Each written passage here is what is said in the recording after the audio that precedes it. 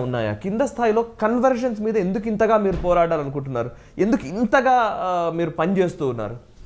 అంటే మొట్టమొదట మీరు 2 ప్రశ్నలు అడిగారు ఇందులో. ఎందుకు ఈ మత మార్పిడి మీద ఎంతగా పోరాడాలనుకుంటున్నారు అనే ప్రశ్న ఒకటి అడిగారు. ముందు దానికి సమాధానం చెప్పేసి తర్వాత మనం పనిచేసే క్రమంలో ఎదురవుతున్న సవాళ్ళ గురించి మాట్లాడాలి.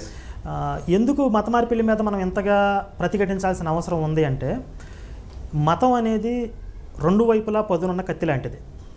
అంటే ఒక మతాన్ని, మత సిద్ధాంతాలను ఉపయోగించి మనిషిని నియంత్రించినట్లుగా ఇంకా మరే మార్గంలో కూడా మనిషిని నియంత్రించలేం.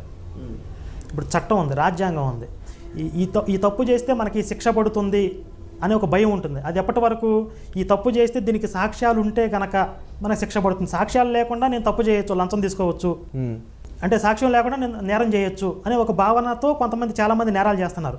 కానీ దేవుడిని అట్లా మోసం చేయటం కుదరదు కదా. దైవం